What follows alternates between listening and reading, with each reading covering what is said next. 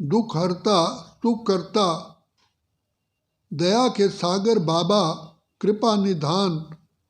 इस समय वर्तमान समय हम बच्चों को अपना बच्चा बना करके भिन्न भिन्न प्रकार से हमारी पालना करते हुए सहज ईश्वरी ज्ञान, सहज राजयोग की शिक्षा से हमको फिर से सर्वगुण संपन्न, 16 कला संपूर्ण, संपूर्ण निर्विकारी, मर्यादा पुरुषोत्तम, संपूर्ण अहिंसक बना रहे हैं।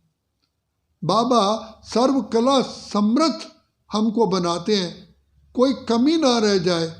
मेरे बच्चे इतनी पवित्रता की शक्ति अपना लें, पवित्रता के देव देवियां बन जाए, जो प्रकृति या कोई भी बातें सब पर कंट्रोल कर सके, प्रकृति दासी बन जाए। तो बाबा कहते हैं बच्चे मन मना भाव के मंत्र से, अर्थात अपने को आत्मा समझ बाप को याद करने से तुम शाहों के शाह, नर से श्री नारायण, नारी से लक्ष्मी बन जाते हो। ये एक ऐसा महामंत्र है जो पिता परमात्मा तुम्हारे ऊपर कुर्बान होता है। बच्चे अब बाबा आए हैं तुम्हारी सेवा करने के लिए। एक इस सारे कल्प में शिव बाबा का मिलना केवल एक ही बार होता है और जन्म जन्म की प्यास सिर्फ इसी जन्म में ही बुझती है, सर्व मनोकामनाएं पूर्ण होती हैं। बाप, माता, पिता, बंधु, शिक्षक, स्वामी, सखा, सर्व संबंधों का रस इस समय देते हैं, आत्मा को भरपूर कर देते हैं। तो बाबा कहते हैं बच्चे, जो बाप को तुमने बाप को पहचाना, तुम पद्मा पदम सौभाग्यशाली हो, बाप की छत्र छाया में वरदानों से झोली भरते हो। यही समय है बाबा से अपनी सारी मुरादें पूरी करने का। प्रभु मिलन की ये वेला है, अतीन्द्रिय सुख प्राप्त करने का यही केवल समय है।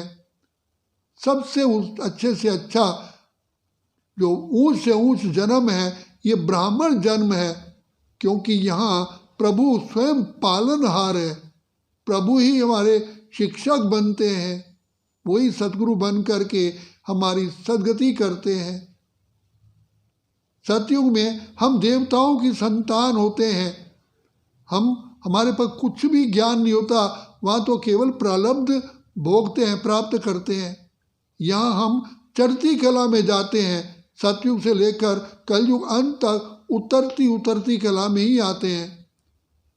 तो ऐसा प्यार का सागर, दुख हरता सुख करता बाप, जो क्षमा का सागर है, वरदाता है, वो इसी समय हमें बच्चों को मिला है। इसलिए हम किन शब्दों में शब्द ही नहीं है, पद्म पदम भी कम शब्द हैं, हम इतने सौभाग्यशाली हैं जो बाबा के ज्ञान का हम अमृत पीते हैं। बाप ही हमें शिक्षा देते और हम सब आत्माओं को ऊंच से ऊंच बनाते हैं।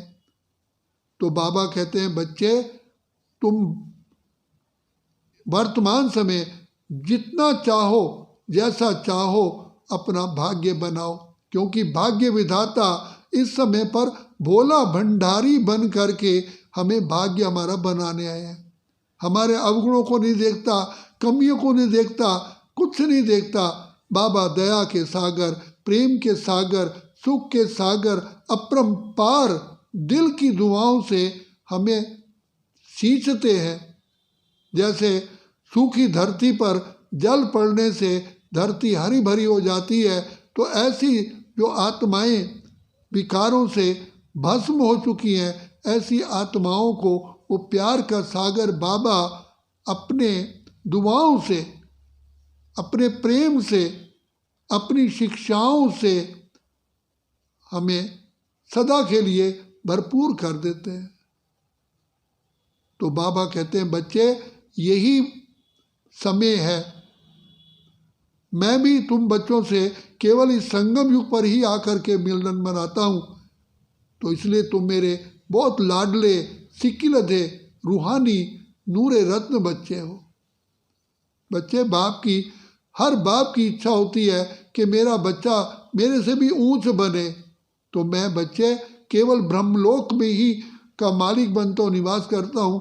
तुम ब्रह्मांड के भी मालिक बनते हो और नई दुनिया सृष्टि के भी मालिक तुम ही बनते हो। तुम्हारी डबल पूजा होती है। मेरी तो केवल देखो मंदिर बनता है, मेरी मूर्ति धरती पर बनाते हैं। तुम्हारी तो मेरे साथ भी पूजा होती है और तुम्हारे अलग सिंहासनों पर मंदिर में पूजा होती है। भिन्न भिन्न प्रकार के फूल, भिन्न भिन्न प्रकार के मिष्ठान तुम्हारे ऊपर चढ़ाते। मेरे ऊपर तो अक के, धतूरे के ये केवल फूल चढ़ाते हैं। तो मैं आकर के तुम्हारी जितनी कड़वाहट है, जितनी विकारों की जो जहर है, उसको मैं समाप्त करता हूँ, अर्थात पी लेता हूँ। इसलिए मुझे विष पीने वाला कहा गया है। मैं बच्चों के पापों को भस्म करने वाला हूँ। इसलिए इस समय को बच्चों को पहचानना है। हम कितने पद्मा पदम सौभाग्यशाली हैं। ऐसा समझ करके अब बाप से अपनी झोली भरनी है। अच्छा, ओम शांति, ओम शांति।